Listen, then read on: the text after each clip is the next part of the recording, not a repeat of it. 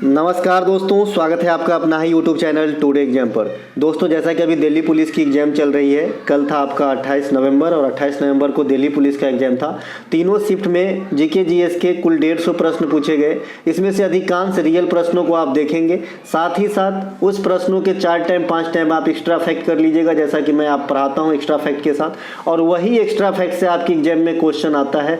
देखिए, मैंने जितने भी क्लासेस करवाए पास्ट में, सब में जितने क्वेश्चन मिले ये तो आप भी जानते हैं कि एमटीएस वगैरह में 22-23 क्वेश्चन तक मिल गए 25 में। लेकिन इस बार की दिल्ली पुलिस में 50 में से 45-46 क्वेश्चन मिल जा रहे हैं क्लास से। जो बच्चे को विश्वास नहीं हो रहा है ना, वो बच्चे जो एग्जाम दे के आए हैं, आप टेलीग्राम पे 10-12 हज़ार बच्चे हैं, बहुत सारे बच्चे एग्जाम दिए होंगे, जाके पूछ सकते हैं। कोई भी बात हवा में नहीं होती है ना। मैं एक बच्चे को सिखा सकता हूँ, 2 को सिखा सकता हूँ, आप 50 100 और सैकड़ों बच्चे को तो नहीं सिखा सकता ना मेरे भाई, सब तो मेरे ही नहीं हो सकते ना। तो आप पूछ सकते हो, ठीक है। तो इसीलिए क्लास रेगुलर लिया कीजिए। जो भी मैं आपको कंटेंट देता हूं, आपके कोई से भी एग्जाम में पता नहीं कौन सा बात कब स्क्रीन पे दिख जाए आपको। चलिए शुरू करते हैं आज का ये वीडियो। जिनका एग्जाम बाकी है अच्छे से सुनेंगे, एक एक बात को ध्यान रखेंगे। अगर सिर्फ इस वीडियो को भी ध्यान से सुन लिए, एक एक बात जहन में रख लिए, तो मेरी गारंटी मानिए 15 से 20 क्वेश्चन आपको सिर्फ इस वीडियो से एग्जाम में आ जाएगा। नहीं आएगा तो मैं यही हूँ, आगे बताइएगा कि कोई क्वेश्चन नहीं आया, ठीक है भाई। देखेंगे फिर क्या होता है ना। लेकिन गारंटी है, विश्वास है, आएगा जरूर, इतना चीज बता दूंगा ना, आएगा। चलिए शुरू करते हैं पहले प्रश्नों के साथ। पहला प्रश्न है, प्रच्छन्न बेरोजगारी से आप क्या समझते हैं, या फिर इसे पूछा गया था कि प्रच्छन्न बेरोजगारी क्या होती है। ठीक है भाई, मैंने आपको 6 टाइप की बेरोजगारी पढ़ाया है, लेकिन जब भी बताया है 3 टाइप का हमेशा बताया है और मौखिक रूप से डिस्कस किए हैं। एक प्रच्छन्न बेरोजगारी, चक्रीय बेरोजगारी और मौसमी बेरोजगारी, ये तीनों ज्यादा आता है आपके एग्जाम में। एक टेक्निकल बेरोजगारी भी होता है ना, जो जैसे मशीनरी वगैरह जो है आदमी का स्थान लेता है, तो ऐसी स्थिति में उत्पन्न होती है। ये सब दूर की बात है, लेकिन ये तीनों ज्यादा पूछता है, ठीक है। तो प्रच्छन्न बेरोजगारी क्या होता है, मैंने आपको एग्जाम्पल दिया था कि मान लीजिए एक फैक्ट्री है, ये रोजाना 5 बुक जो है प्रोड्यूस करता है, छापता है, ठीक है। और इसमें काम के लिए 10 आदमी लगे हुए हैं, 10 मैन वर्क पे लगे हुए हैं। लेकिन एक आदमी के पास इतनी सामर्थ्य है कि एक बुक जो है वो एक बुक पे जितनी काम करना चाहिए एक आदमी आराम से कर सकता है। तो उस हिसाब से इसमें 5 ही आदमी होना चाहिए, लेकिन लगे कितने हैं, 10 आदमी। तो ऐसे जो 5 आदमी है ना, इसमें क्या हो रहा है, क्षमता का पूरी तरीके से इस्तेमाल नहीं हो पा रहा है। और ऐसे जो मजदूर होते हैं, इनके पास मजबूरी होता है, कोई दूसरा ऑप्शन नहीं होता है, तो उसको लगता है मैं रोजगार में हूं, लेकिन वो वास्तविक रूप से बेरोजगार हो रहा होता है। तो ऐसे बेरोजगारी को प्रच्छन्न बेरोजगारी कहते हैं। प्रच्छन्न मतलब छुपा हुआ। इसके अलावा अर्थव्यवस्था में जो उतार चढ़ाव आती है, इसके कारण जो बेरोजगारी उत्पन्न होती है, उसे हम चक्रीय बेरोजगारी कहते हैं। और वर्ष के कुछ फिक्स महीने में जो बेरोजगारी आते हैं, खास करके ग्रामीण सेक्टर में, देखिए ना, अब जैसे मान लीजिए कि हमारे यहाँ इंडिया में फसल 3 प्रकार के होते हैं मुख्यतः, लेकिन खरीफ और रबी को ज़्यादा तवज्जो दिया गया है, जायद को कम दिया गया है। तो जायद की फसल हर ग्रामीण इलाके में नहीं किया जाता है। तो देखिए, जब रबी की फसल कट जाती है तो बारिश आने तक का जो मौसम होता है, एग्जाम्पल दे रहा हूँ, तो इस समय जो है किसान के पास लगभग काम ना के बराबर होता है। और इस समय को ही जो ये हर वर्ष रिपीट होता रहता है, तो इसे मौसमी बेरोजगारी समझ लीजिए। देखिए, इसका एग्जैक्ट डेफिनेशन ये नहीं है, लेकिन मैं आपको समझाने के लिए बता रहा हूँ कि मौसमी बेरोजगारी क्या होती है। एक फिक्स समय में आता है, खास करके कृषि सेक्टर में। इसके अलावा भारत में बेरोजगारी का आकलन राष्ट्रीय नमूना सर्वेक्षण इसमें अहम योगदान देता है। आपने एक गरीबी रेखा का आकलन से भी सुना होगा, तो जो गरीबी रेखा का आकलन करता है ना, इसमें भी नमूना सर्वेक्षण अहम योगदान देता है। और तब नीति आयोग का एक स्पेशल जो है विभाग है, उसके द्वारा आपका जो है गरीबी रेखा का आकलन किया जाता है। और यहाँ पे बेरोजगारी का भी जो है डिसाइड करने में राष्ट्रीय नमूना सर्वेक्षण अहम योगदान देते हैं। चलते हैं आगे, है ना। जीएसटी काउंसिल का मुख्यालय कहाँ है, मैं यहां तक भी बताया हूं कि जीएसटी काउंसिल में कितने सदस्य होते हैं और कहां कहां से आते हैं, ठीक है भाई। तो जीएसटी काउंसिल का मुख्यालय हेडक्वार्टर दिल्ली में है ना। एक चीज जान लीजिए, जो भी मंत्रालय से संबंधित विभाग होंगे ना मेरे भाई, मंत्रालय से, है ना, किसी भी कारण से अगर संविधान में उसकी एडिशन है, तो लगभग चीज मुख्यालय दिल्ली में होता है ना, क्योंकि नेतागण संसद की वही बैठक होती है ना। तो ये सब जो है कॉमन सेंस भी है, तो दिल्ली सेंस में दिल्ली में। जीएसटी का फुल फॉर्म तो आप सभी जानते हैं, गुड्स एंड सर्विसेज टैक्सेस होते हैं। 2017 में इसे हम इंडिया में लागू किए थे 1 जुलाई को, और ये इनडायरेक्ट टैक्स का उदाहरण है। बहुत सारे इनडायरेक्ट के जगह पे सीधा जीएसटी। जीएसटी की स्लैब जानना जरूरी है। 0% होती है, 5, 12, 18 और मैक्सिमम है 28%। लॉटरी वगैरह पे आप 28% लगाते हो। इसके अलावा जीएसटी परिषद से जो संबंधित आर्टिकल है, ये 279A है। और जीएसटी परिषद के अध्यक्ष कौन होते हैं? तो एट अ टाइम जो वित्त मंत्री होते हैं, वर्तमान में वित्त मंत्री कौन है? निर्मला सीतारमण जी हैं। जीएसटी परिषद में कुल कितने सदस्य होते हैं? तो 33 सदस्य होते हैं। और यहीं से मैं डिसाइड कर दिया था, सॉरी एक और बता दिया था कि एससी में यानी सुप्रीम कोर्ट में जो है डिवाइड करके बताया था कि कितने होंगे, तो 33 प्लस 1 जो है न्यायाधीश होते हैं। 33 मुख्य न्यायाधीश और एक मुख्य न्यायाधीश और 33 अन्य न्यायाधीश, इसी के साथ बताया था। तो जीएसटी परिषद में 33 सदस्य होते हैं। ये कहाँ से आता है? 31 राज्य और यूनियन टेरिटरीज से सेलेक्ट किए जाते हैं। बच गया 2, तो 2 जो है केंद्र सरकार के द्वारा फिल किया जाता है। तो इस प्रकार से 33 सदस्य होते हैं। जीएसटी से संबंधित जो संविधान संशोधन था, 101वां संविधान संशोधन था, 2017 में 1 जुलाई को लागू किया गया था। यह अप्रत्यक्ष कर का उदाहरण है। भारत में जीएसटी की ढांचा का डिस्कस अभी कर लिया, 05/12/1828। इसके अलावा असम में पहले जीएसटी को इंट्रोड्यूस करवाया गया था, ध्यान रखिएगा। आईसीसी अंडर 90 महिला T20 वर्ल्ड कप के विजेता कौन है? तो पहला एडिशन था, फर्स्ट एडिशन था, कहाँ पे हुआ? साउथ अफ्रीका में हुआ। विजेता कौन रहा? भारत। किसे हराया था? इंग्लैंड को हराया था भाई, इंग्लैंड को। मैंने ये भी बताया है कि इंग्लैंड का जो है बहुत दिनों से बहुत बैड लक चल रहा है। अधिकांश प्रतियोगिता में फाइनल में जाके हार रहे हैं। अभी जो महिला फीफा हुआ है उसमें भी इंग्लैंड हारा है। आईसीसी अंडर 90 पुरुष वाला 2022 में हुआ था, भारत था वेस्ट इंडीज के अंदर, उसमें भी इंग्लैंड ही आ रहा था। आईसीसी अंडर 90 महिला T20 world cup 2023 south Africa पहला एडिशन, इसमें भी इंग्लैंड ही हारा है भैया। तो ध्यान रखोगे तो काम आ जाएगी, है ना। तो पहला एडिशन था ये खेल का, साउथ अफ्रीका में हुआ, इंग्लैंड उप विजेता, भारत विजेता। आईसीसी अंडर 90 महिला वर्ल्ड कप 2023 में भारतीय टीम के कप्तान कौन? शेफाली वर्मा। शेफाली वर्मा। अनुरानी को जरूर याद रखिएगा, है ना, ये जो है भाला फेंक से संबंधित है भाई। ICC under 90 world cup 2022 West Indies में हुआ, पुरुष वाला यश धूल कप्तान थे, ये भी बताया था, है ना, यश धूल। और भारत जब इसके विजेता बने तो कैमा टाइटल बने? तो 5वां टाइटल बने, क्योंकि भैया एसएससी ने क्वेश्चन पूछा कि आईसीसी अंडर 19 वर्ल्ड कप के विजेता भारत है, तो भारत का कैमा टाइटल है तो 5वां। और अभी जो है वर्ल्ड कप 2023 के विजेता ऑस्ट्रेलिया है, तो ऑस्ट्रेलिया का कैमा टाइटल है तो 6ठा टाइटल। ठीक है भाई। ऑस्ट्रेलिया के रिकी पॉन्टिंग एकमात्र ऐसे कप्तान है कि 2 टाइटल जीताए हैं। ठीक है, ध्यान रहे। इसके अलावा जो उप विजेता है इंग्लैंड हुआ, इसमें आईसीसी अंडर 90 में यशदुल कैप्टन हुआ, वेस्ट इंडीज में हुआ था। आईसीसी वर्ल्ड कप 2023 भारत में हुआ, विजेता सब जानते हैं और उप विजेता भी सब जानते हैं, भारत, है ना। फाइनल मैच जरूर ध्यान रखिएगा। और गोल्डन बैट किसे मिला? तो बिरटू को मिला था, विराट कोहली को। आईसीसी वर्ल्ड कप 2023 में सबसे अधिक रन भी बनाए बेचारा और 1 विकेट भी लिया। फिर भी जो है हम जितना करना चाहिए था उतना नहीं कर पाए, कोई बात नहीं, आगे जीतेंगे। T20 महिला वर्ल्ड कप 2023 का आयोजन साउथ अफ्रीका में हुआ, विजेता ऑस्ट्रेलिया, उपविजेता साउथ अफ्रीका, है ना। जो महिला वाला T20 है, ये जो आपने देखा वो अंडर 90 महिला वाला T20 था जो इस क्वेश्चन पूछा गया है। इसके अलावा कालिका बिंदादीन घराने से निम्नलिखित में से कौन कलाकार संबंधित है? भाई कालिका बिंदादीन या लखनऊ घराना, ठीक है, ये से संबंधित है आपका कौन? पंडित बिरजू महाराज। तो इसे ध्यान रखेंगे। पंडित बिरजू महाराज कथक नृत्य के प्रमुख गुरु हैं। पंडित बिरजू महाराज को 1986 में पद्म विभूषण दिया गया था। न जाने कितने हिंदी पिक्चर में भी इन्होंने काम किया है। इनके अलावा बनारस घराने के संस्थापक पंडित राम सहाय है, ये भी पूछा जाता है। कथक नृत्य के अन्य प्रमुख कलाकार में सितारा देवी, शोभना नारायण, नालिनी कमालिनी अस्थाना, है ना, ये सब, कुमुदनी लखिया नया वाले कलाकार, तो ये सब जरूर ध्यान रखेंगे, है ना। लच्छू महाराज, है ना, ये सब आपका। इसके अलावा जो गुलाबो सपेरा का नृत्य है किस राज्य से संबंधित है? देखो लच्छू महाराज तबला से संबंधित। इसके अलावा जो गुलाबो सपेरा का नृत्य है किस राज्य से संबंधित है? तो ये राजस्थान से, कलबेलिया को ही बोलते हैं भाई गुलाबो सपेरा। ठीक है, यहाँ लिखा भी है कलबेलिया को बोला जाता है। राजस्थान के अन्य प्रमुख नृत्य में घूमर है। घूमर महिला प्रधान नृत्य है, इसमें सिर्फ महिला भाग लेते हैं। भील जाति के महिला के द्वारा शुरू किया गया था। वर्तमान में राजस्थान के अधिकांश भागों में ये नृत्य किया जाता है। ये महिला प्रधान मतलब सिर्फ महिला, और ये गोल चक्कर में की जाने वाली नृत्य है। एक चंग नृत्य है राजस्थान में। कलबेलिया का ये क्वेश्चन था। कठपुतली भी राजस्थान में होता है। 13 ताली भी राजस्थान के साथ साथ एमपी में भी होता है भाई 13 ताली। इसके अलावा राजस्थान की सबसे ऊंची चोटी कौन सी है? गुरु शिखर है, जो अपने आप में अरावली पर्वत श्रृंखला की भी सबसे ऊंची चोटी है ना। इनके अलावा अरावली दुनिया की सबसे पुरानी पर्वत श्रृंखला है। इनके अलावा राजस्थान में सबसे बड़ी मरुस्थल थार है।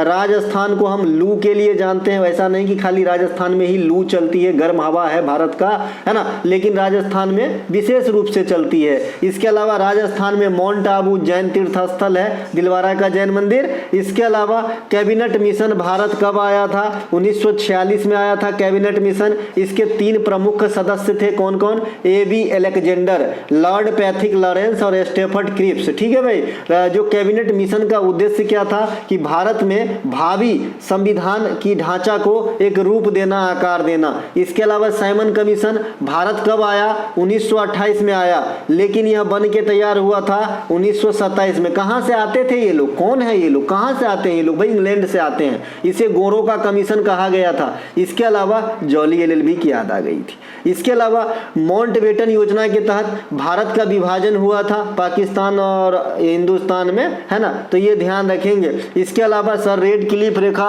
आपका भारत और पाकिस्तान के बीच है ना, तो ये ध्यान रखेंगे। इसके अलावा डूरंड कप की शुरुआत, परसों के वीडियो में पहला क्वेश्चन यही है, देख लीजिएगा, थॉमस कप और डूरंड कप, है ना भैया। तो डूरंड कप की शुरुआत 1988 में हुआ था, है ना। डूरंड कप 2023 के विजेता कौन है? मोहन बगान, और उप विजेता ईस्ट बंगाल को हरा के। इसके अलावा संतोष ट्रॉफी 2023, ये विजेता कौन है? कर्नाटक, और उप विजेता कौन है? मेघालय। इसके फाइनल मैच सऊदी अरब में खेला गया था, ध्यान रखिएगा, सऊदी अरब में खेला गया था। अगर SSC का आप एग्जाम कंडक्ट करने वाले हैं तो इस क्वेश्चन को VVI कर लीजिएगा कि कहां खेला गया था संतोष ट्रॉफी 2023। रणजी ट्रॉफी 2023 के विजेता सौराष्ट्र हैं, बंगाल को हरा के। इसके अलावा त्रिपक्षीय युद्ध कहां लड़ा गया था भैया? त्रिपक्षीय युद्ध कन्नौज में लड़ा गया था। त्रिपक्षीय युद्ध पाल, प्रतिहार और राष्ट्रकूट के बीच में लड़ा गया था। पाल के संस्थापक गोपाल हैं, प्रतिहार गुज्जर प्रतिहार के आपका संस्थापक नागभट्ट प्रथम होगा, और राष्ट्रकूट के संस्थापक दंती दुर्गा होगा। तो इन तीनों के संस्थापक भी जरूर याद रखें। इसके अलावा हर्ष की प्रारंभिक राजधानी थानेश्वर था, आप सभी जानते हैं, है ना। इसके अलावा जो हर्ष ने अपनी नई राजधानी क्रिएट करा, ये कन्नौज करा। उसी प्रकार से जो मोहम्मद बिन तुगलक है, MBT है, ये प्रारंभिक राजधानी तो दिल्ली ही था, लेकिन इन्होंने अपनी नई राजधानी को दौलताबाद ले गया था। तो ये बात भी आपको ध्यान रखना है। इसके अलावा थोड़ा सा बता दूं PDF के बारे में, अपने हमारे जो क्लासेस चल रहे हैं उसकी PDF जो अवेलेबल है उसके बारे में मैं आधा मिनट का टाइम लेके आपसे डिस्कस कर लूँ मेरे भाई। देखिए, अगर कोई भी आप SSC की एग्जाम देने वाले हैं तो SSC की एग्जाम के वाला जो PDF है इसके साथ टॉपिक वाइज मुफ्त में मिल जाएगा, मात्र 25 रुपया के अंदर। ठीक है, अगर SSC को लेंगे, जो मैंने DP के लिए क्लास चलाया इसके लेंगे, और टॉपिक वाइज लेंगे, तीनों तो मात्र 40 के अंदर। Bihar SSC, BSSC plus SI की जो 40 क्लास आएंगे, जिसमें से आज 10वां क्लास हुआ है, तो इन सब की अगर आप लेते हैं, है ना, BSSC का तो मात्र 35 में, BSSC SI का, BSSC SSC DP topic wise सारा लेते हैं तो मात्र 60 रुपया में। हर जगह छूट है भाई, डिस्काउंट में चल रहा है, तो आप लोग ले सकते हो। डिस्क्रिप्शन में लिंक दिया गया है, अपने अकॉर्डिंग बात करके ले सकते हो। ठीक है, UPI मोड से पेमेंट करके स्क्रीनशॉट भेजना है, कोई झंझट नहीं। एट अ टाइम आपको PDF दिया जाएगा। अभी Delhi police SSC topic wise already done है, पूरी तैयार है, लेकिन जो BSSC का है आज 10वां क्लास हुआ है। इस तरीके से रोजाना चाहूंगा कि एक क्लास हो, आपको 40 क्लास दिया जाएगा। इसके अलावा द्वितीय पंचवर्षीय योजना का उद्देश्य क्या था? समाजवादी समाज की स्थापना करना। बच्चे को 40, 50, 25 रुपये काफी भारी लगता है। यही कोई अगर 2000 की कोर्स दे और कह दे कि मैं आपको 50% क्वेश्चन मिला दूंगा, फटाक से ले लेगा। मैं आपको कह रहा हूं 40 रुपये की आप कोर्स खरीद के देखो ना, 70 से 80% क्वेश्चन नहीं मिलता है, तो मुझे बताना भाई, है ना। तो ये महंगा लग रहा है मेरे गुरु, है ना। इसके अलावा द्वितीय पंचवर्षीय योजना में भारी उद्योग और चिकित्सा पे बल दिया गया था। PC महालनोबिस के मॉडल पे आधारित था द्वितीय पंचवर्षीय योजना। अवधि की बात करेंगे तो 56 से 61 होगा, 1956 से 1961। ठीक है, और पहला का 1951 से 56, है ना। तृतीय का आपका कितना हो जाएगा भाई, जोड़ के बताओ जरा। तृतीय का कितना होगा?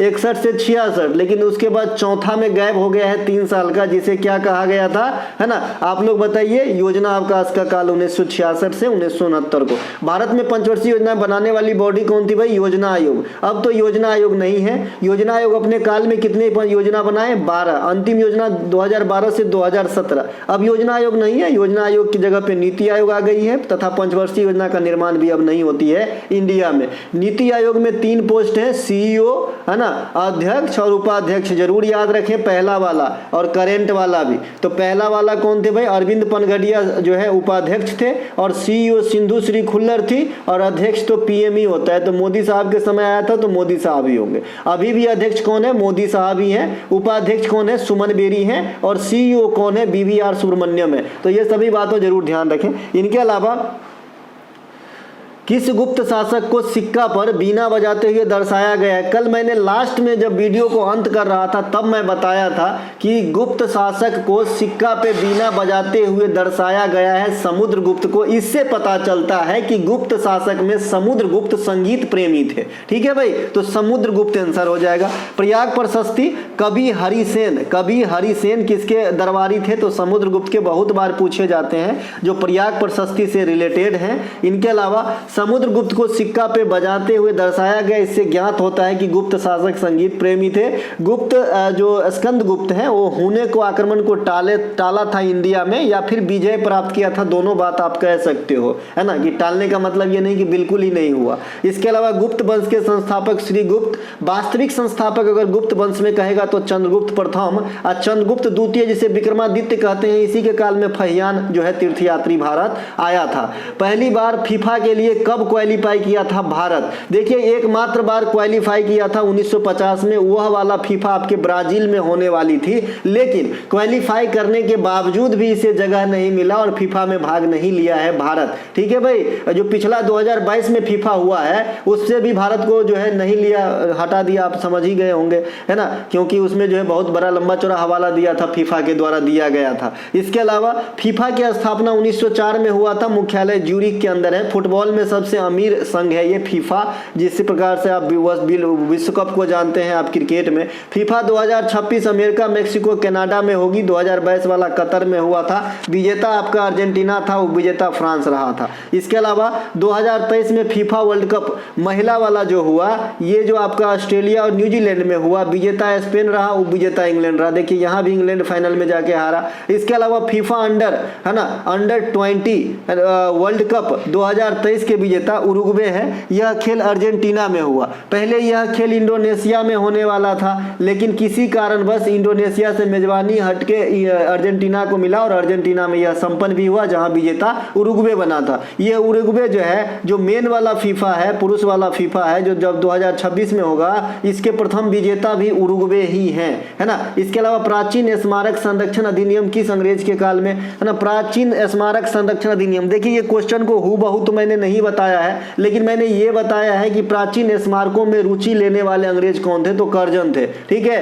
कर्जन। तो ये कर्जन के समय पारित किया गया था 1904 में। कर्जन के समय जो मेन बवंडर हुआ ये बंगाल विभाजन को लेकर के हुआ, और इस बंगाल विभाजन 1905 में कर्जन ने करवाया था और 1911 में लॉर्ड हार्डिंग ने इसे निरस्त किया था। इसके अलावा 1909 में मॉर्ले मिंटो सुधार के तहत भारत में सांप्रदायिक चुनाव की जो व्यवस्था है जो इंट्रोड्यूस करवाया गया था। सांप्रदायिक चुनाव आप समझते हैं ना। इसके अलावा लॉर्ड चम्सफोर्ड के काल में 1919 में जालियांवाला बाग हत्याकांड हुआ था। इसी के काल में रॉलेट एक्ट भी आया था चम्सफोर्ड के काल में 1919 में। इसके अलावा जो आपका चम्सफोर्ड के काल में इसे जो है मॉर्ले मिंटो सुधार भी कहा जाता है। जो 1919 के अधिनियम है ना, उसे माफ कीजिएगा मॉन्टेग्यू चम्सफोर्ड योजना कहा जाता है। मॉर्ले मिंटो 1909 को मैं यही बताना चाह रहा था। इसके अलावा लॉर्ड विलियम बेंटिक के काल में 1829 में सती प्रथा का अंत हुआ था। ध्यान रखना है किसके प्रयास से, राजा राम मोहन राय के प्रयास से। लॉर्ड कर्नवालिस को स्थानीय स्वशासन का जनक कहा जाता है। स्थानीय स्वशासन समझते हैं, ग्राम पंचायत लाइक समझिएगा। इसके अलावा ढीमसा लोक नृत्य किस राज्य से, अब देखिए ढीमसा, लंबाड़ी, गुसाड़ी, है ना, एक ही साथ बताया था भाई, तेलंगाना आंध्र प्रदेश का। ठीक है, तो ढीमसा लोक नृत्य ये आंध्र प्रदेश की है, ढीमसा, है ना। इन्हीं के अलावा लंबाड़ी कोलाट्टम, भामाकल्पम, कुचिपुड़ी, दप्पू, ये सभी के सभी आंध्र प्रदेश की लोक नृत्य है। कुचिपुड़ी आंध्र प्रदेश की शास्त्रीय नृत्य है, इस लाइन में आगे है इसीलिए इसे अलग से लिखना जरूरी है। ये शास्त्रीय नृत्य का फॉर्म है। इसके प्रमुख कलाकारों में आप रेड्डी फैमिली को लेंगे, राजा रेड्डी, राधा रेड्डी, गज्जाम पद्मदा रेड्डी, वेदांतम सत्यनारायण, गुरु वेम्पति चन्ना सत्यम, केलुचरण महापात्रा उधर चला जाएगा भाई ओडिसी में, ठीक है। तो ये सब ध्यान रखेंगे, ये कुचिपुड़ी से संबंधित है। बाद बाकी यामिनी कृष्णमूर्ति भी कुचिपुड़ी कर लेती है। इसके अलावा आर्टिकल 51A का संबंध किससे है? अब देखिए आर्टिकल 51 के ए में मैं हमेशा ये 11 जो आपका सूत्र है मौलिक कर्तव्य वाला याद करने को बताया है, और न जाने कितने सीट में आप देखे होंगे। तो 51 के ए में सीधा सीधा बताया है कि संविधान का पालन करना और उनके आदर्श और जो संस्थान राष्ट्रीय ध्वज और राष्ट्रीय गान है इनका सम्मान करना। 51 के ए के बी में उन महान आदर्श वाक्यों को समझाना जो देश देश भावना की जो है मन में वो जगाया है या फिर जागृत किया है, देश भावना के लिए प्रेरित किया है। इसके अलावा 51 की 1 के सी में है संप्रभुता, अखंडता और एकता की रक्षा करना। डी में है देश रक्षा के लिए तत्पर रहना। इसी प्रकार से आपको ये दे दूंगा, जरूर देख लीजिएगा। और अभी जो आपसे पूछा गया था कि वैज्ञानिक सोच, मानवतावाद और जांच सुधार की भावना का विकास करना, आर्टिकल 51 के ए के एच में है। आर्टिकल 51 के ए के 11 में शिक्षा वाला है कि 6 से 14 वर्ष तक के बच्चों को निःशुल्क शिक्षा दिलाना उनके माता पिता का कर्तव्य होगा। निःशुल्क क्या शुल्क लगा के दिलाइए, ऐसा नहीं है। इसमें यह है डिफिनेशन सही कि 6 से 14 वर्ष तक के बच्चों को शिक्षा दिलाना उनके पालनहारा का कर्तव्य होगा। जरूरत नहीं है कि माता पिता ही पेरेंट्स होता है भाई, कोई बच्चे को गोद भी लेता है, ठीक है। इसके अलावा मानव रेटिना पर प्रतिबिंब का प्रकृति कैसा होता है? बच्चा वाला क्वेश्चन, वास्तविक और उल्टा होता है ना। मानव रेटिना पे बना प्रतिबिंब उल्टा होता है दादा। मानव रेटिना पर जो प्रतिबिंब बनता है ना, कहाँ बनता है? रेटिना पे बनता है। रेटिना काला कलर का होता है। आप एक दूसरे के आंख में देख के तो प्यार समझ जाते हो, ये भी कभी समझो। उत्तल लेंस की तरह काम करता है भाई आपका क्या जो है नेत्र, है ना। नेत्र दान में हम क्या दान करते हैं? कॉर्निया दान करते हैं। आंख के जो स्पेशलिस्ट डॉक्टर होता है उससे ऑप्थोमोलॉजिस्ट कहा जाता है। आंख में कई प्रकार के दोष होते हैं, निकट दृष्टि दोष, दूर दृष्टि दोष, जरा दृष्टि दोष, अबिंदुकता, ये सब आंख की दोष है। जिसमें निकट दृष्टि दोष जो है किस लेंस से सही किया जाता है, आप लोग अगर बता दे तो ज़्यादा आपका जो है आभार रहूँगा। भैया बता दीजिएगा निकट दृष्टि दोष किस लेंस के चश्मा पहनेंगे तो ठीक होगा, है ना, क्योंकि ये बच्चा वाला 9 क्लास 8 क्लास में पढ़ाया जाने वाला चीज़ है। विटामिन ए आंख के लिए अच्छा होता है। रेटिनॉल कहते हैं हम विटामिन ए को भाई, है ना। और इसके अलावा गोल्डन राइस विटामिन का एक अच्छा वैकल्पिक स्रोत है। बाद बाकी जो है गाजर वगैरह तो है ही। विटामिन ए के कमी से जो आंख की रोग है, जीरोफ्लोमिया, ट्रोकोमा, ग्लूकोमा, रतौंधी, मोतियाबिंद, ये सभी जो है आपका विटामिन ए में होगा। शिवालिक किस पर्वत श्रेणी का भाग है? आज बिहार एसएससी वाला चैप्टर में भी हम इसकी डिस्कस किए थे कि जो है हिमालय को आप 2 आधार पे बांटते हैं। पश्चिम से पूर्व की तरफ आप नदी के आधार पे बांट लिए हिमालय को, जो 4 भागों में बांटे। हम इंडिया में रहते हैं, इंडिया के लिहाज से बात करेंगे तो इसे हम पंजाब हिमालय, फिर हम कुमायूं हिमालय, फिर हम नेपाल हिमालय और फिर हम असम हिमालय का नाम दिए हैं। देखिए सिंधु से सतलज तक आएंगे तो पंजाब हिमालय कहते हैं। अब सतलज में इंड हुआ तो सतलज से काली तक आएंगे तो हम क्या कहते हैं भाई? सतलज से काली तक आएंगे तो इसे कुमायूं हिमालय कहते हैं। उत्तराखंड वाला जो बेसिक पोर्शन पड़ेगा इसमें। फिर काली से हम जो है तीस्ता तक आएंगे तो इसे हम नेपाल हिमालय कहते हैं। और तीस्ता से हम देहांग तक आएंगे तो भैया असम हिमालय कहते हैं। उसी प्रकार से हिमालय की विस्तारिता या उपलब्धता के आधार पे जो दिशा होता है ना, ये उत्तर से दक्षिण होता है ना। ट्रांस हिमालय या परा हिमालय सबसे उत्तर में होगा और सबसे दक्षिण में आपका शिवालिक श्रेणी होगा, ठीक है। तो ये है भाई हिमालय की बंटवारा। इसके अलावा हिमालय बता ही दिया कैसे बटा है, जो मैंने नदी के आधार पे बांट के बताया ना, यही चीज यहाँ पे लिखा हुआ है। तो मैं सीधे आगे निकल जाता हूँ मेरे भाई, है ना, मेरे दोस्त। इसके अलावा हिमालय दुनिया में सबसे नवीन बलित पर्वत का उदाहरण है। न्यू फोल्डेड माउंटेन का उदाहरण है। उद्गार होता रहता है। उद्गार मतलब जीवित पर्वत है भाई, है ना। इसके अलावा सर्वोच्च चोटी नेपाल में है जिसे माउंट एवरेस्ट कहते हैं। और माउंट एवरेस्ट को स्थानीय भाषा यानी नेपाली लोग सागरमाथा कहते हैं, ठीक है। माउंट एवरेस्ट की टोटल हाइट आपने जाना है 8850 मीटर होता है। और ये सर जॉर्ज एवरेस्ट के नाम पे इसका नाम रखा गया है। सर जॉर्ज एवरेस्ट कौन थे? तो भारत के महान सर्वेक्षक थे। साथ ही मैंने दुनिया की 4 उच्च चोटी का नाम आप जरूर याद रखिएगा। एक तो माउंट एवरेस्ट हो गया, दूसरा आपका होता है 86-11 मीटर के साथ आपका K2 होता है। तीसरा आपका 85-86 मीटर के साथ आपका क्या होता है, सिक्किम में कंचनजंगा होता है। और चौथा आपका लाओत्से चीन में होता है। तो ये 4 टॉप पिक का नाम जरूर याद रखें मेरे भाई मेरे बंधु। हिमालय का निर्माण कैसे हुआ है, तो इंडियन और यूरेशियन प्लेट जब आपस में टकराए तो हिमालय का निर्माण हुआ। चूंकि हिमालय के जगह पे प्राचीन काल में टेथीज सागर प्रवाहित होती थी, तो जब टकराए तो ये उथला हो गया, इधर से एक प्लेट आया, इधर से एक प्लेट आ गया, और इस बीच में मान लीजिए आपका सागर बह रहा है, तो ये जो है टकराए ना, तो ये जो है ऐसे ऊंचे उठ गए, उथला हो गए, और ये सागर गायब हो गया, और आज इस जगह पे हिमालय है ना। मेरी ड्राइंग बहुत कमजोर है, आप समझ सकते हैं, नहीं तो मैं बना के समझाता। आई होप आप इतने से भी समझ गए कि कैसे जब दोनों आएगा तो बीच में आदमी चपटा कैसे होता, वैसे ही सागर जो है उथला हो गया। ठीक है मेरे भाई। इसके अलावा अर्जुन पुरस्कार की शुरुआत किस वर्ष हुआ था? 3 पुरस्कार खेल वाला इंडिया में, तीनों की ईस्वी मैंने बता रखा है। 1961 अर्जुन,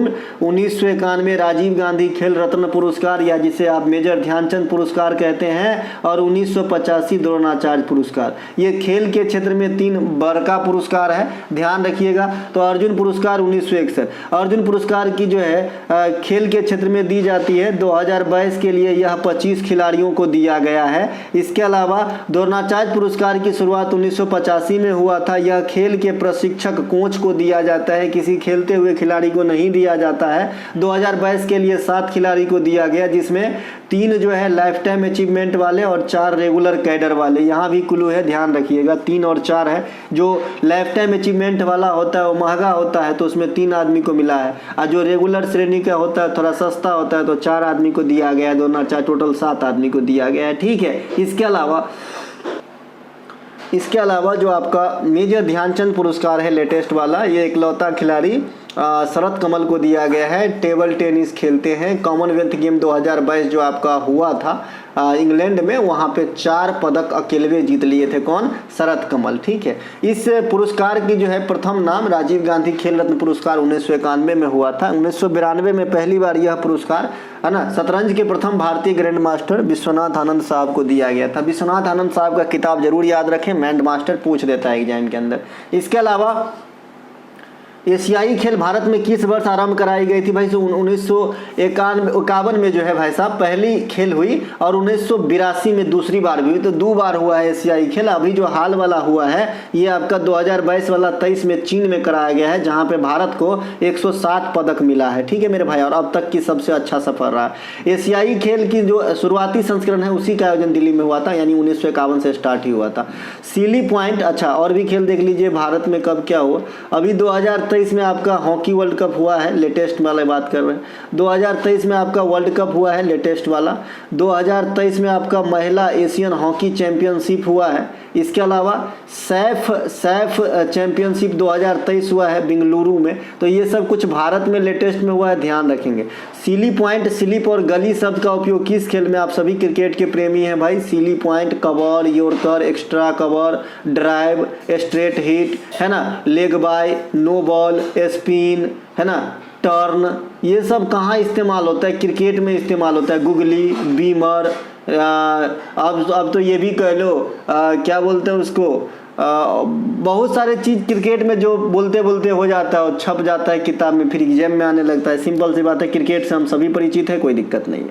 इसके अलावा क्रिकेट में पिच की लंबाई 20.12 मीटर। भारत में घरेलू टूर्नामेंट जो होता है रणजी होता है। मुश्ताक अली, दिलीप ट्रॉफी, विजय हजारे ट्रॉफी कौन करवाता है भाई? बीसीसीआई। आईसीसीआई का कौन है? एसेज है, चैंपियन ट्रॉफी है, वर्ल्ड कप है, ये सब एसेज आईसीसीआई करवाता है।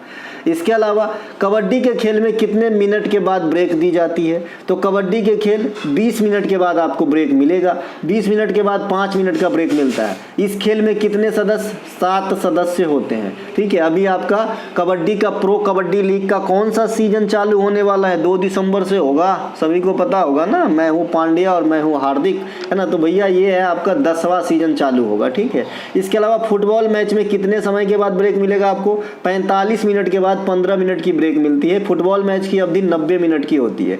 हॉकी मैच की अवधि 60 मिनट की होती है। 20 मिनट की 3 सेट होती है। ठीक है। इसके अलावा रोलिंग प्लान किस पंचवर्षीय योजना में चलाया गया भैया? 5वीं पंचवर्षीय योजना में। आपको सभी को पता है रोलिंग प्लान जब पहली बार केंद्र में गैर कांग्रेसी प्रधानमंत्री मोरारजी देसाई साहब बने थे जनता पार्टी के तरफ से, तो योजना में जो है ना 5वीं पंचवर्षीय योजना में काफ़ी उतार चढ़ाव आए। कांग्रेस से जनता पार्टी में, फिर जनता पार्टी से कांग्रेस में गए, तो 1 साल के लिए जो योजना नहीं चला इसे अनवरत या रोलिंग प्लान कहा गया। तो 1977-78, ठीक है। वर्ष 1966 से 69 के बीच जो है कोई भी योजना नहीं बनाया गया, इसे योजना अवकाश का काल कहा गया है, ठीक है। इनके अलावा 2 वार्षिक योजना भी चलाए गए 1990 से 1992 के बीच। आर्थिक उदारीकरण जो है उसके बाद ही हुआ था। इनके अलावा कुम्मी लोक नृत्य किस राज्य से संबंधित है? तो ये तमिलनाडु से है। कुम्मी तमिलनाडु के अन्य त्योहार में आएंगे या फिर नृत्य में आएंगे तो भरतनाट्यम शास्त्रीय वाला, पोंगल मकर संक्रांति के समय, जलीकट्टू पंगल में की जाने वाली एक प्रकार का सांडों की खेल, पोतांदु तमिलनाडु का नववर्ष जो तमिल नववर्ष है, तो ये सब है आपके तमिलनाडु से संबंधित। तमिलनाडु में ही जो पूर्वी घाट और पश्चिमी घाट की मिलन होती है वो नीलगिरी पहाड़ी आपका तमिलनाडु में ही स्थित है। तमिलनाडु आपका एकदम भी शेप पे है, यहाँ पे है इंडिया में, ठीक है भाई। दोनों तरफ देखो तो जलमग्न। मैंने प्रायद्वीपीय भारत की जो आपको बता ही दिया था कि 3 भाग से अगर जल से कोई भी निकाय घिरा हो तो उसे प्रायद्वीपीय कहा जाता है ना। इनके अलावा पुलिकट झील, जो गुनगुन खाना खाओ, पुलिकट झील तमिलनाडु में स्थित है। वर्तमान में रामसर साइट सबसे अधिक जो है ये कहाँ से है? तो तमिलनाडु से ही है, ध्यान रखेंगे। वर्ष 2004 में तमिल भाषा को ही सबसे पहले क्लासिकल लैंग्वेज का दर्जा दिया गया था। 6 भाषा हैं क्लासिकल, तमिल, तेलुगु, मलयालम, कन्नड़, संस्कृत और ओडिसी। सत्यमंगलम टाइगर रिजर्व जो है T-2 पुरस्कार से भी नवाजा गया था पिछले साल, तो ये आपका तमिलनाडु में ही स्थित है। इसके अलावा संघ की कार्यपालिका शक्ति किसमें निहित होती है? जो आर्टिकल पूछा है आपसे, तो भाई आर्टिकल 53 है। विशेष जानकारी के लिए कल या परसों वाला वीडियो देखिए, परसों नहीं उससे पहले वाला जो हमने प्रैक्टिस सेट आपका करा रखा है उसको देखिएगा। पकानी कोका दियो दशम का फुल फ्लेज में मैंने विस्तार कर दिया है कि क्या क्या होता है, सबका मीनिंग आपका, ठीक है भाई। 52 से 61 डायरेक्ट राष्ट्रपति को रिलेट करता है। 52 में राष्ट्रपति का पद होता है। 53 में कार्यपालिका का प्रधान होता है। 54 में निर्वाचन में कौन कौन भाग लेंगे इसकी व्यवस्था करी गई है, जो लोकसभा, राज्यसभा और राज्य के विधानसभा तथा केंद्र शासित प्रदेश के दिल्ली और पुदुचेरी विधानसभा के निर्वाचित सदस्य भाग लेते हैं, ठीक है। संविधान के भाग 5 संघ से संबंधित है। इसमें यूनियन की बात करी गई है, संघ की बात करी गई है, जिसमें आपको सर्वोच्च न्यायालय, प्रधानमंत्री, Lok Sabha, Rajya Sabha, budget, supreme court ये सभी के सभी आ जाएंगे, ठीक है। 52 से लेकर 151 तक के बीच में भाग 5 को रखा गया है। संविधान के भाग 6 जो है 152 से 237 तक के आर्टिकल को कवर करेगा। ये राज्य सरकार की जो भी बड़े बड़े चीजें इसी बीच में आपको मिलेगा। भाग 7 आपका निरसित है, निरस्त है। भाग 8 में यूनियन टेरिटोरीज यानी जो केंद्र शासित प्रदेश है इसकी बात की गई है। संविधान में वर्तमान में 22 भाग है। जब निर्माण हुआ था ना तभी भी 22 को भाग था, लेकिन फर्क क्या है कि आजकल ये 25 भागों में विभक्त है। और ये 25 भाग कैसे बना था? तो 4 से 4 का ए, 9 से 9 का ए और 9 से ही 9 का बी, तो ये 3 को जो एक्स्ट्रा बढ़ गया इसी से 25 भागों में विभक्त हो गया। 4 का ए में मौलिक कर्तव्य, 9 से ए में नगर निगम और 9 से बी में सहकारी समिति को रखा गया है। 12 गो अनुसूची है वर्तमान में, लेकिन जब संविधान बना था तो 8 गो था और 395 गो आर्टिकल था संविधान बनने के समय, जरूर ध्यान रखिएगा। 14 गो भाषा को जो है राष्ट्रीय भाषा का दर्जा दिया गया था, संवैधानिक दर्जा प्राप्त था। अभी कितने हैं? 22 है। भारत का वित्त सचिव किस समिति के समक्ष वित्त मंत्रालय का प्रतिनिधित्व करता है? इस प्रकार के प्रश्न आपको आया है।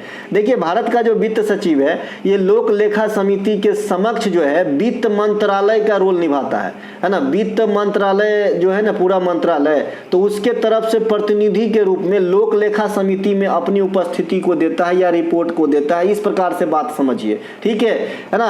जैसे आप सरकारी नौकरी में आएंगे, खास करके मैं रेलवे का जानता हूं और एसएससी में मेरा दोस्त है, तो चुनाव कराने जाते हैं तो एसएससी के जो कर्मचारी होते हैं उनको भी भेजा जाता है बूथ पे, ठीक है। तो मुझे उतनी जानकारी तो एसएससी के बारे में नहीं है, लेकिन रेलवे के बारे में है कि जब एग्जाम होती है ना तो रेलवे की तरफ से एक सरकारी पर्सन को, अब ऐसा नहीं कि अधिकारी होना चाहिए, बहुत मतलब आपको भी भेजा जा सकता है, तो वहाँ आप जाते हो, ठीक है। तो आप क्या रिप्रेजेंट कर रहे होते हो वहाँ पे? रेलवे मैन को रिप्रेजेंट कर रहे होते हो सरकारी तरफ से, ठीक है। तो उसी प्रकार से जो लोक लेखा समिति में रिप्रेजेंट करता है ये वित्त सचिव करते हैं वित्त मंत्रालय के तरफ से। लोक लेखा समिति की जांच वगैरह का काम जो है ये कौन करता है? तो भारत के जो नियंत्रक एवं महालेखा परीक्षक होते हैं वो करते हैं। देखिएगा बात मामला अलग है ना। अब ये नहीं कि वो वित्त मंत्रालय की तरफ से जाके देखते हैं वित्त सचिव भारत सरकार तो वो भी जांच पड़ताल करते हैं, ऐसा नहीं है, ठीक है। ये करते हैं पूर्णतः प्रतिवेदनाओं की जांच नियंत्रक एवं महालेखा परीक्षक, है ना, जिसकी नियुक्ति राष्ट्रपति करते हैं। वर्तमान में भारत के वित्त सचिव कौन है? टी.वी. सोमनाथन। नियंत्रक एवं महालेखा परीक्षक अपनी रिपोर्ट राष्ट्रपति को सौंपते हैं, ठीक है। इसके अलावा लोक लेखा समिति में कितने सदस्य होते हैं? 22, 15 और 7, 15 लोकसभा से, 7 राज्यसभा से। लोक लेखा समिति की प्रतिवेदनाओं की जांच कैग करते हैं नियंत्रक एवं महालेखा परीक्षक। नियंत्रक एवं महालेखा परीक्षक की नियुक्ति आर्टिकल 148 के अनुसार राष्ट्रपति करते हैं और 149 के तहत जो है इसके पावर के बारे में समझाया गया है। पंडित शिव कुमार शर्मा का संबंध किस वाद्य यंत्र से है भैया? संतूर से, बहुत लो लेवल का। पंडित शिव कुमार शर्मा, भजन सोपारी और राहुल शर्मा ये तीनों के तीनों संतूर प्ले करते हैं। अल्लाह रखा, जाकिर हुसैन, फैयाज खान, सुखविंदर सिंह, विजय घाटे ये सब तबला बजाते हैं। लच्छू महाराज भी लिखिएगा इसमें, ठीक है। इसके अलावा बिस्मिल्ला खां शहनाई बजाते हैं। बिस्मिल्ला खां को 2001 में भारत रत्न दिया गया। बिहार के रहने वाले थे। पद्म श्री, पद्म भूषण, पद्म विभूषण और भारत रत्न चारों अवार्ड मिले इनको। टी.एच. विनायक घाटम से संबंधित है। तोताराम पखावज प्ले करते हैं। अन्नपूर्णा देवी सुरबहार, और सुरबहार अगर नहीं है तो मैं कल क्या बताया था बताइएगा, ठीक है। अन्नपूर्णा देवी के ऑप्शन में अगर सुरबहार नहीं है तो क्या टिक करके आओगे? कबड्डी के कैंट का शब्द का मतलब क्या होता है? कबड्डी में तो आप सभी खेले हैं, गांव घर में हम लोग भी खेलते थे पहले, अब कहाँ टाइम है ना। तो जो कबड्डी खेलते हैं ना, कबड्डी कबड्डी कबड्डी पढ़ते पढ़ते जो जाता है दूसरे के घर में, एक ऐसा लाइन होता है और दूसरे को छू के फिर अपने घर में आना होता है। तो जो रेडर जाता है, जो आदमी ये मान लीजिए कोई आदमी है, ये इस घर से इधर आ रहा है, पढ़ते पढ़ते आया है कबड्डी कबड्डी, ये मान लीजिए आवाज निकल रहा है ना। तो ये जो चैंटिंग करता है ना उसे कैंट भी कहते हैं ना, बार बार कबड्डी कबड्डी कबड्डी कबड्डी कबड्डी इस प्रकार से, तो इसे कैंट कहते हैं। और जो आदमी उसके घर में गया ना, उसका मतलब कबड्डी कबड्डी पढ़ते पढ़ते, उसे रेडर भी कहते हैं। तो आने वाले समय के लिए। इसके अलावा प्रो कबड्डी 9 के विजेता जयपुर पिंक पैंथर्स है, और इसी बच्चन को देखे होंगे। इसके अलावा पुनेरी पल्टन को हरा के जीता था। अभी 10 सीजन चालू होने वाला है ना प्रो कबड्डी लीग का, ये भी IPL है कबड्डी का। इसके अलावा प्रसिद्ध नृत्यांगना टी बाला सरस्वती निम्न में से किस नृत्य से भैया? भरतनाट्यम से। भरतनाट्यम कहाँ का शास्त्रीय नृत्य? तमिलनाडु का। किस पे आधारित है? तो भरत मुनि के नाट्य शास्त्र अभिनय दर्पण पे। इसके अलावा जो प्रमुख कलाकार है पद्मा सुब्रमण्यम, रुक्मणी देवी, यामिनी कृष्णमूर्ति, सोनल मानसिंह, नर्तकी नटराज, एकमात्र आपका जो है भरतनाट्यम में जिनको है ना आपका ट्रांसजेंडर में पद्म श्री दिया गया 2019 में, नर्तकी नटराज को। अमरबल बेल्ली, देखिए ये कीबोर्ड सपोर्ट नहीं करता है, अमरबल बेल्ली इस प्रकार से नाम होता है इसका, ये सपोर्ट नहीं करता है। तो आप समझने के लिए समझ जाइएगा, मैं वही लिखना चाह रहा हूँ, अरमबेल बेल्ली, अरमबेल बेल्ली इस प्रकार से नाम है।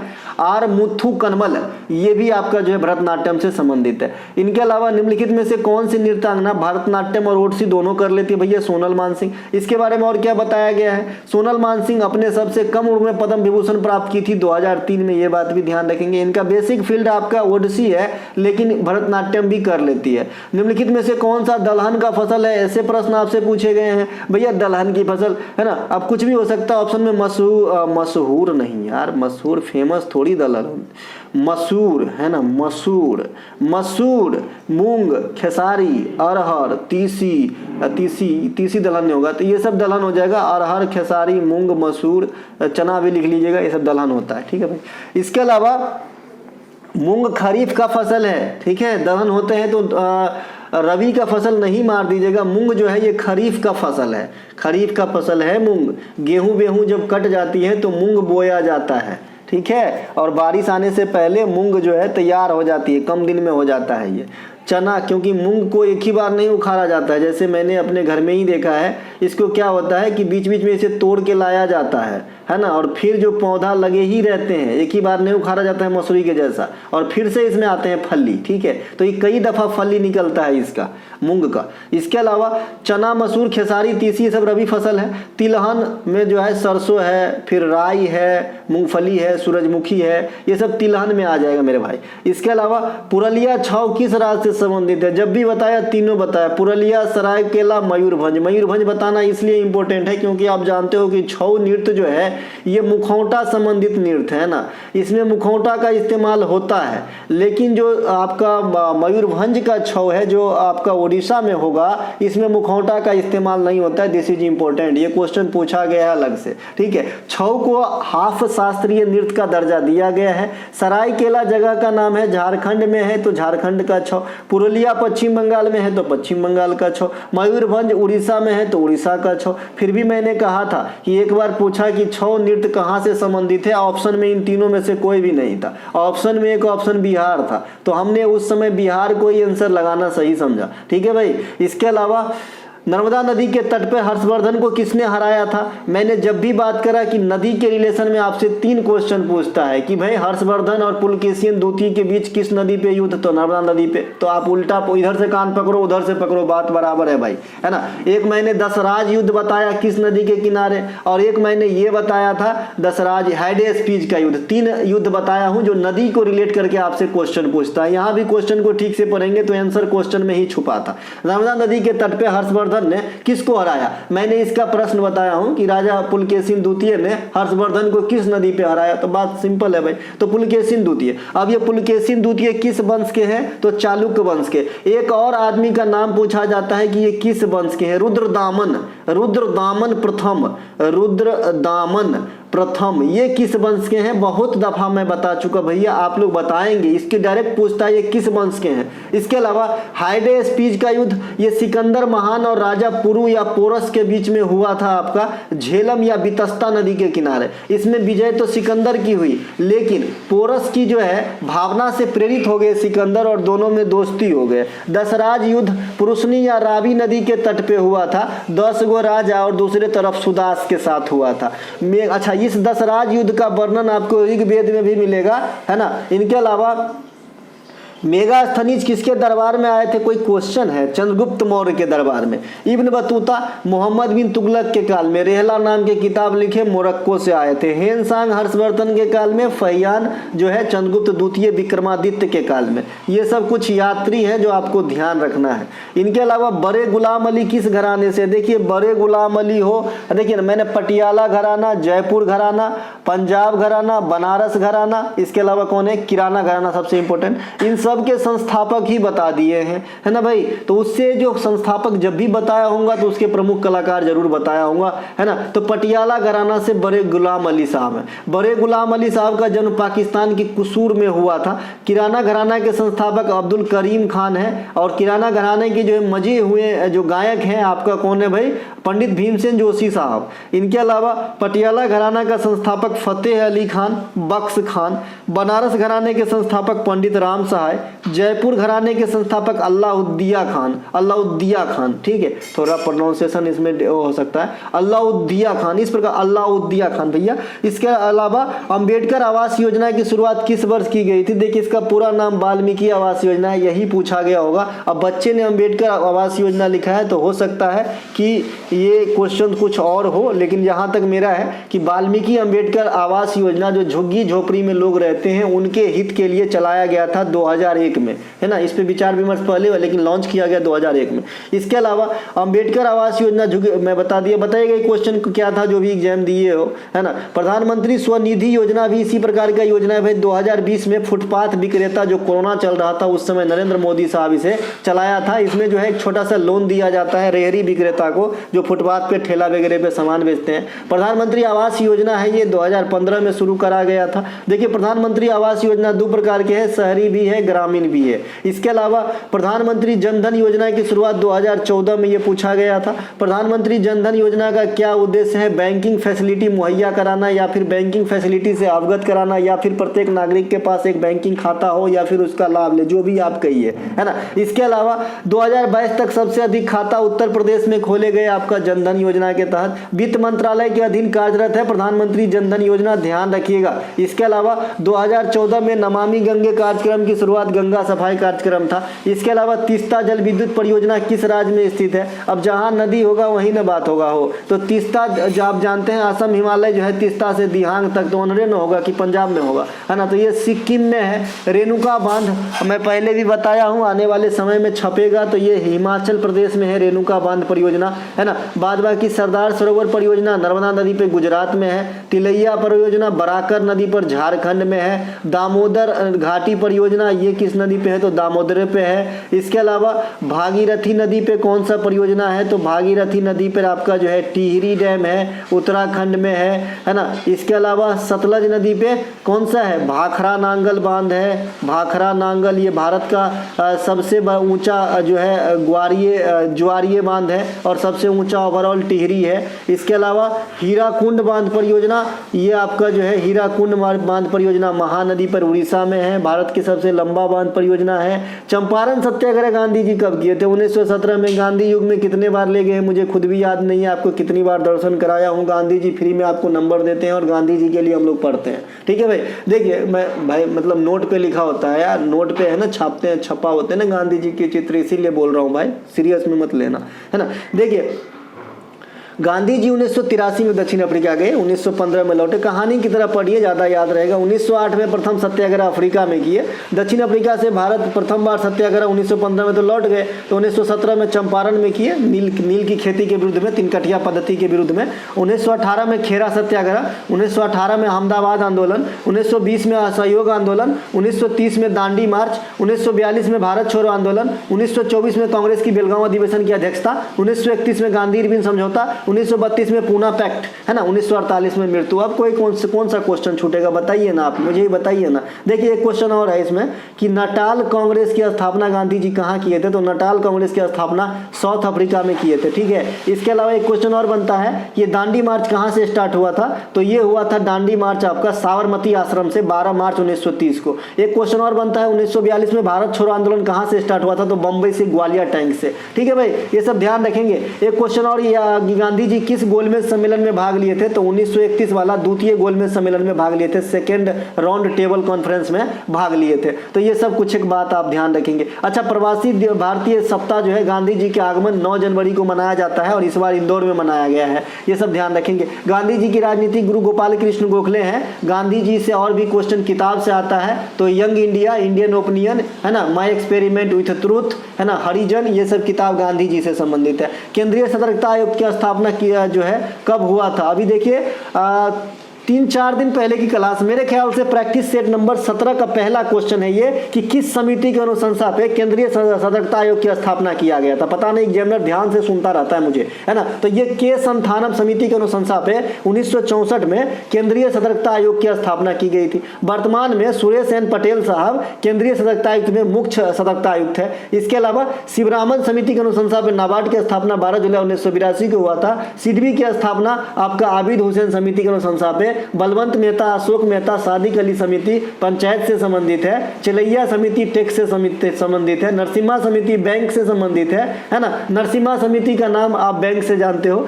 इसके अलावा पिंजर पूछा गया है, फिर से रिपीट किया गया। पिंजर अमृता प्रीतम की पुस्तक है। पिंजर जो है पंजाबी भाषा की उपन्यास है। अमृता प्रीतम की अन्य पुस्तक में रसीदी टिकट भी पूछे जा चुके हैं, तो ध्यान रखिएगा। इनके अलावा थियोसॉफिकल सोसाइटी की स्थापना भारत में किसने करा? देखिए मैंने एनी बेसेंट के बारे में काफ़ी कुछ बता रखा है। थियोसॉफिकल सोसाइटी की जो मेन स्थापना है 1875 में अमेरिका में किया गया था, कर्नल अलकाट और मैडम ब्लावत्स्की के द्वारा, लेकिन इंडिया में इसे लाया गया एनी बेसेंट के द्वारा। इंडिया में जो है थियोसॉफिकल सोसाइटी अपना पहला हेडक्वार्टर यानी मुख्यालय 1882 अड्यार में बनाया। ये अड्यार मैं लिखना चाह रहा हूँ इस प्रकार से, अड्यार है ये, है ना, अड्यार है, अड्यार लिखा गया, अड्यार है। अंगूर की खेती सबसे अधिक, अच्छा एनी बेसेंट से और भी जानिए। वो 1916 में होम रूल लीग का जी संचालन किए थे तिलक साहब के साथ। 1917 में कांग्रेस के प्रथम महिला अध्यक्षता जो है कलकत्ता अधिवेशन में अध्यक्षता संभाली थी एनी बेसेंट, ठीक है। तो ये बात भी ध्यान रखेंगे। अंगूर की खेती सबसे अधिक कहाँ होता है? तो महाराष्ट्र में। मुझे बताइएगा कि महाराष्ट्र ऑप्शन में था कि नहीं नहीं था, क्योंकि अगर महाराष्ट्र ऑप्शन में कभी क्या होता है कि आपसे पूछ लेता है कि निम्नलिखित में से सबसे अधिक जनसंख्या वाला राज्य कौन सा है, तो जरूरी नहीं है कि उत्तर प्रदेश ही ऑप्शन में हो, तो बताइएगा कि इसका ऑप्शन में क्या क्या था। इसके अलावा प्याज का सर्वाधिक उत्पादन भी महाराष्ट्र में होता है। सत्रिया नृत्य किससे संबंधित है, किस राज्य से, तो असम से है। इस नृत्य को शुरू करने का श्रेय वैष्णव संत शंकर देव को दिया जाता है, जो भक्ति आंदोलन से प्रेरित थे। सतरिया नृत्य से कैरेक्टर मैंने आपको याद रखने के लिए बता दिया था कि बोरबयान सरनेम जो गोस्वामी सरनेम है, गोस्वामी है ना, इसके अधिकांश कैरेक्टर जो है सत्रिया नृत्य से संबंधित होते हैं। शौकिया सरनेम लिख लीजिएगा, शौकिया सरनेम है ना। ये यूनिक सरनेम आपको नहीं लग रहा है कि भाई इनको जरूर नहीं सुनते हम, हाँ गोस्वामी को तो सुन भी लेते हैं इधर, लेकिन बोरबयान और शौकिया ये जल्दी जल्दी हम लोग नहीं सुनते हैं। तो ये असम में होता है और असम से संबंधित होता है ना। भरतनाट्यम, कुचिपुड़ी, मोहिनीअट्टम, कथकली, कथक, सत्रिया, ओडिसी, मणिपुरी, ये 8 शास्त्रीय नृत्य हैं जो अलग अलग राज्य के हैं। भरतनाट्यम तमिलनाडु, कुचिपुड़ी आंध्र प्रदेश, मोहिनीअट्टम केरला, कथकली केरला, कथक उत्तर भारत उत्तर प्रदेश, सत्रिया असम, ओडिसी ओडिशा, मणिपुरी मणिपुर में। इसमें भगवान की बात करेंगे तो मणिपुरी वो मणिपुरी से पूछता है, मोहिनीअट्टम से पूछता है, भगवान की बात भरतनाट्यम से भी पूछे गए एक आध बार है ना। तो जो मणिपुरी में है राधा कृष्ण, मोहिनीअट्टम में भगवान विष्णु और भरतनाट्यम में भगवान शिव की आराधना की जाती है, ऐसे बताइएगा। इसके अलावा किम किस महान व्यक्ति के द्वारा लिखी गई पुस्तक है। किम, देखिए किम एक उपन्यास है जो रूडयार्ड किपलिंग के द्वारा लिखा गया है। रूडयार्ड किपलिंग गुलाम भारत में जन्मे ब्रिटिश नागरिक थे, यानी इनका जन्म भारत में ही हुआ है। द ओरिजिन ऑफ स्पीसीज के लेखक चार्ल्स डार्विन है। दास कैपिटल के लेखक कार्ल मार्क्स हैं। मेन कैंप के लेखक हिटलर है। ये सब पुराने किताब है, जरूर ध्यान रखिएगा, पूछते हैं। इनके अलावा ज्वालामुखी क्रिया के फलस्वरूप किस प्रकार की चट्टान का निर्माण होता है। कितनी बार बताएं हम आपको कि भैया ये पृथ्वी है, जब इसके अंदर जो आपका द्रवीभूत मैग्मा होता है, यानी जो पत्थर रहता है जो गर्म रहता है और द्रव फॉर्म में रहता है, तो इसे हम मैग्मा कहते हैं। जब ज्वालामुखी उद्गार होती है तो ये जो आपका मैग्मा ऊपर आता है, तो ये जब जमते हैं तो इसे हम लावा कहते हैं, और इसी ठंडा हुआ लावा को हम आग्नेय चट्टान कहते हैं। ठीक है मेरे भाई, तो आग्नेय चट्टान ज्वालामुखी क्रिया के फलस्वरूप होते हैं, बेसाल्ट चट्टान वगैरह। लावा के जमने से आग्नेय चट्टान का निर्माण होता है। साथ में मैंने एक बात और बताया था कि ज्वालामुखी क्रिया में जो ये मुख होता है, जहाँ से ये मैग्मा निकलते हैं पृथ्वी के नीचे से, आग निकलते हैं, आग ही बताएंगे यहाँ पे, क्योंकि जो रॉक होता है वो मेल्टेड फॉर्म में होता है और बहुत ज़्यादा टेम्परेचर होता है। ठीक है, तो ये जो निकलता है इस मुंह को, यानी ये जो मुंह है जहाँ से निकल रहा है, इसे क्रेटर कहा जाता है। ये भी क्वेश्चन पूछा गया है। सभी प्रकार के पेट्रोलियम पदार्थ अवसादी चट्टान में आपको पाए जाएंगे। किस प्रकार के चट्टानों में पेट्रोलियम उत्खनन होता है, तो अवसादी वाले में। भारत का केंद्रीय बैंक की स्थापना कब किया गया था, आरबीआई पूछा गया है। यहाँ पे शायद सेंट्रल बैंक लिखा गया था। तो किसी भी देश की जो केंद्रीय बैंक होता है उसका अपना अलग अलग नाम है। जैसे भारत का आपका रिजर्व बैंक ऑफ इंडिया है, अगर आप अमेरिका में जाएंगे तो federal reserve bank of India है ना। तो 1935 में हो जाएगा। रिजर्व बैंक ऑफ इंडिया की स्थापना 1935 में कहाँ, कोलकाता में हुआ था। 1937 में इसे ट्रांसफर किया गया कहाँ पे, बम्बई में, जहाँ आज भी बम्बई में ही मुख्यालय है इसकी। रिजर्व बैंक ऑफ इंडिया के वर्तमान गवर्नर शक्तिकांत दास हैं। प्रथम गवर्नर ओसबर्न स्मिथ थे। प्रथम भारतीय गवर्नर सी देशमुख थे।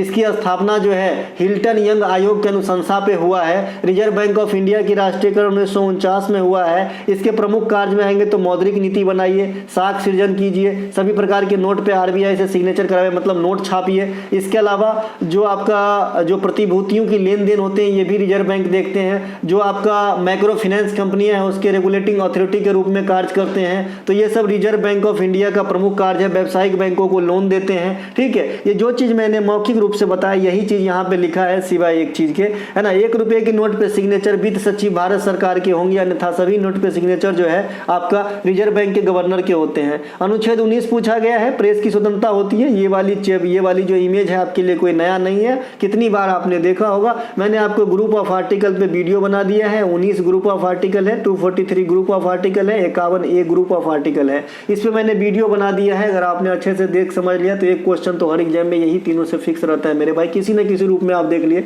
243 से कोई ना कोई आर्टिकल, नहीं तो 19 से कोई ना कोई आर्टिकल, या फिर डीपीएसपी एक छूट गया है ना, इसके आर्टिकल। इतना ही में से जो है 2 नंबर फिक्स होता है। अगर 4 चैप्टर पढ़ने से मुझे 2 नंबर कोई मेरे जमाने में दिया होता तो मैं सहर्ष स्वीकार करता, लेकिन आजकल सब चीज़ अवेलेबल है ना, फिर भी जो है अब चलिए, है ना। इसके अलावा शांतिपूर्ण हथियार रहित सम्मेलन का अधिकार 19 के 1 के 1 बी में है। इसी प्रकार से देखिए इसमें अलग अलग चीज़ दिया गया है। इसमें अलग अलग चीज़ क्या है ये आप तो पीडीएफ मैं आपको दे ही दूंगा टेलीग्राम पे, तो डिस्क्रिप्शन में लिंक है, ज्वाइन कर लीजिएगा। और जो पीडीएफ ग्रुप में उसको तो मिलेगा ही, वो तो अतिथि हैं भाई, क्योंकि मेरे लिए वो 20-25 रुपया खर्च करते हैं, मतलब मुझ पर जो है पूर्णतः लगभग विश्वास करते हैं। इसके अलावा सती प्रथा का अंत कब किया गया था? 1829 में। सती प्रथा का अंत विलियम बेंटिक के द्वारा राजा राम मोहन राय के प्रयास से 1829 में कराया गया था। राजा राम मोहन राय ब्रह्म समाज और आत्मीय सभा 1828 और 1815 से जुड़े हुए थे। देखिए इससे पहले वाली जो वीडियो है वहाँ पे एक्स्ट्रा फैक्ट में शायद मैकमोहन रेखा को मैंने भारत और श्रीलंका के साथ जोड़ दिया है, जो गलत है। मैकमोहन रेखा भारत और चाइना के बीच में है, पाक जलमरुमद और आपका मन्नार की खाड़ी और राम सेतु श्रीलंका के बीच में। देखिए क्वेश्चन में मैंने बोला सही है, एक्स्ट्रा फैक्ट में गलत हो गया, मैं इसके कमेंट पिन कर दूंगा, आप लोग सही कर लीजिएगा। देखिए मौर्य काल में भूमि उपज का टैक्स की दर क्या था? तो देखिए मौर्य काल में जो भूमि की उपज होती थी उसमें 1/4 से लेकर 1/6 तक जो है टैक्स था। तो इन दोनों में से कोई एक ऑप्शन हो सकता है। मौर्य काल में बिक्री का जो टैक्स होता था वो कुल बिक्री का 10वां भाग होता था। अगर 10 रुपया में कोई चीज़ बिका है तो 9 रुपया आप रखिए, 1 रुपया जो है टैक्स के रूप में सम्राट को दीजिए। मौर्य काल में सिंचाई कर 1/3 से 1/5 था, 1/3 से 1/5 था। तो जैसा पंडित वैसा दंडवत। अब जब डिपेंड करता है कि ओरिजिनल में ये पूछा किया गया था, क्योंकि टैक्स के कई सारे जो है रेट हुआ करता था उस समय। भू राजस्व और सिंचाई कर अगर कंबाइंड रूप से इसकी बात करें तो टोटल उपज की आधा देना होता था। ठीक है। इसके अलावा विजयनगर साम्राज्य के समय दक्कन के राजाओं को क्या कहा जाता था? इस प्रकार के प्रश्न पूछे गए हैं। तो अश्वपति कहा जा सकता है, गजपति भी कहा जा सकता है। ये सब जो है जानवर के नाम पे होते हैं। अश्व मतलब घोड़ा, गज मतलब हाथी। तो इन जो इनके जो स्वामी होते थे, मालिक होते थे, तो इन्हीं के नाम पे रखा गया था। ठीक है। इसके अलावा वैदिक काल में राजा को गाय के नाम पे रखा गया था, है ना, गोपति, है ना, गोपति इस प्रकार से गोपति, है ना। इसके अलावा जो अमीर आदमी होता था उसे गोमत कहा जाता था आपका वैदिक काल में। तो इस प्रकार से जो है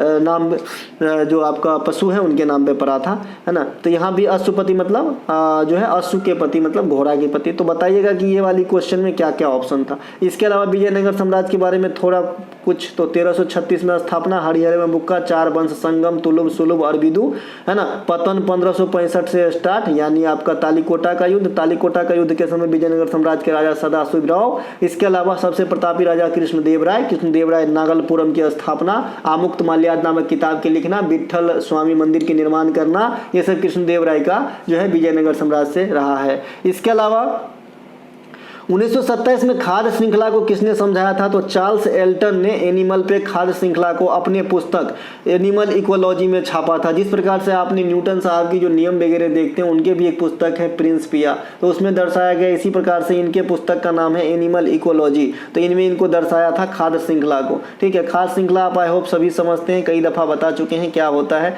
देखिए प्रकृति में बहुत सारे ऐसे चक्र, हर चीज़ ही चक्र में चलते हैं, तभी तो बैलेंस है। जैसे नाइट्रोजन चक्रण में भाग लेते हैं जीवाणु, राइजोबियम वगैरह, तो नाइट्रोजन को जो है रिफॉर्म करता रहता है। जल चक्र, अब जल को किसी भी रूप में आप नाश नहीं कर सकते, थोड़ा सा भी नाश नहीं कर सकते भाई, है ना, एक बूंद भी नहीं। तो जल चक्र चलता रहता है। इसी प्रकार से ये भी चलता रहता है आपका। तो जो खाद्य श्रृंखला है इसमें सबसे नीचे में कौन आता है? तो उत्पादक आता है। कौन आता है? उत्पादक। उत्पादन में कौन है? घास फूस। फिर आता है प्राथमिक उपभोक्ता आता है, प्राथमिक उपभोक्ता आता है, फिर सेकेंडरी उपभोक्ता आता है, फिर तृतीयक, फिर अपघटक आता है। ठीक है। अपघटक मतलब जीवाणु कवक जो इस सृष्टि में जैसे आए थे वैसे ही मिल जाना है सबको, ये तो सभी जानते हैं, है ना। तो जो अपघटक है ना वो मिलाने का काम करता है, यानी गॉड का सच्चा सेवक है वो। ठीक है। जीवाणु और कवक को जो है आपका इस प्रकृति का अपघटक कहा जाता है। अपघटक मतलब भक्षण करने वाला, या फिर अपमार्जक भी उसे कहते हैं। अपमार्जक मतलब सर्फ से समझिएगा, साफ सफाई करने वाला। ठीक है। तो उत्पादक को, इसको कौन खाएगा? घास फूस को टिड्डा खाता है, टिड्डा को मेढक, मेढक को सांप, इस प्रकार से चलता रहता है। अगर बड़ा वाले में ले तो घास फूस, फिर हिरन, हिरन को बाघ, इस प्रकार से चलेगा। फिर अगर और छोटा वाले में दिखाए तो घास फूस, बकरी, बकरी को इंसान, इस प्रकार से दिखाए। ठीक है। तो ये आपका खाद्य श्रृंखला है।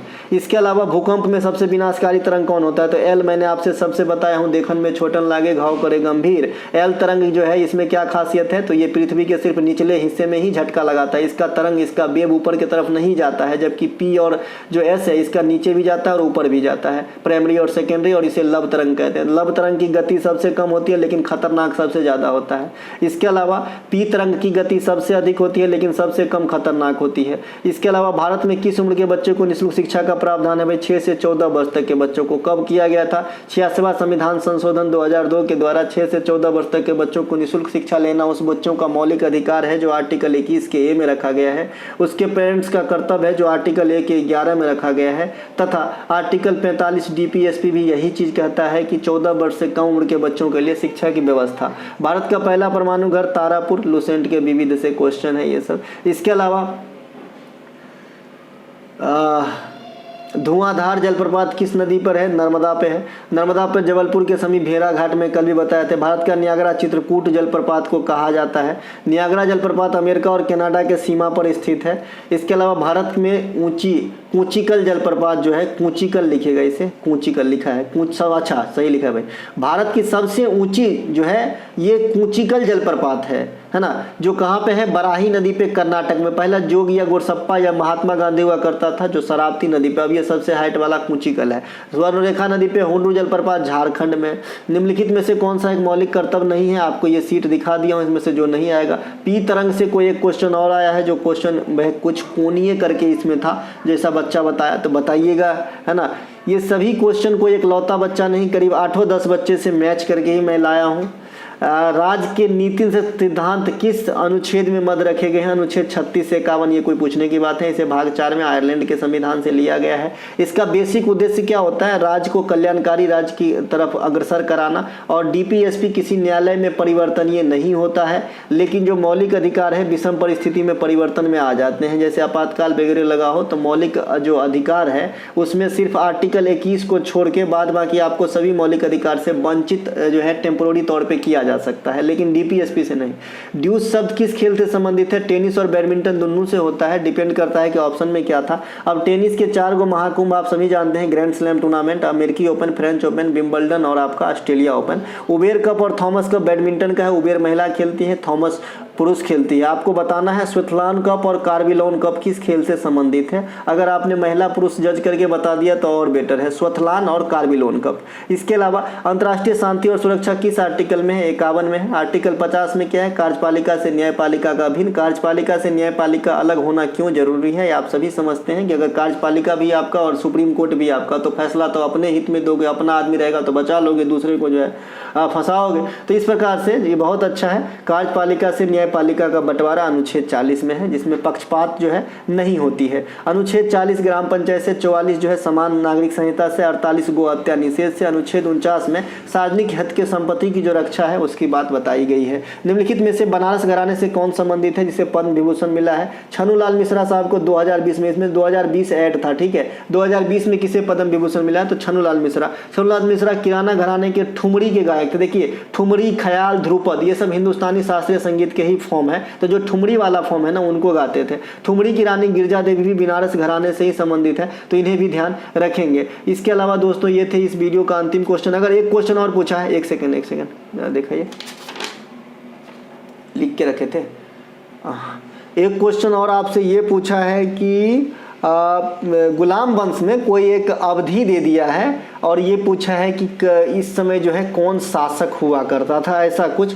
तो 1206 से 1210 आप सभी जानते हैं कुतुबुद्दीन एवं गुलाम वंश के संस्थापक है। इसके अलावा 2 नंबर पे आता है आपका आराम शाह, लेकिन आराम शाह की जो है आपको इतने इम्पोर्टेंसी नहीं रखते हैं, तुरंत ही उसको जो हटा के इल्तुतमिश आ जाते हैं 1211 से आपका 1236। इल्तुतमिश के बाद आपका गुलाम वंश में उनकी ही पुत्री रजिया का ज़्यादा पूछा जाता है, मेरे ख्याल से रजिया का पूछा गया होगा 1236 से 40।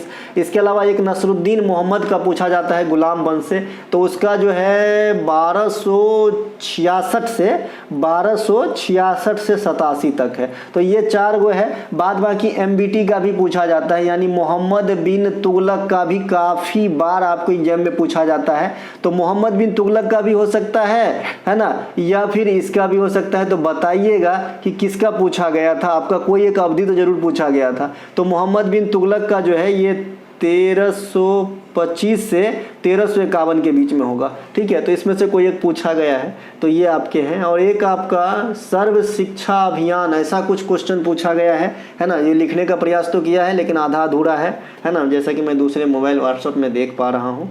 तो दोस्तों ये थे आपके 28 में आए सभी प्रश्नों के आंसर। अगर आपको अच्छा लगे तो लाइक कीजिएगा। मिलेंगे हम अगले वीडियो में। जय हिंद दोस्तों।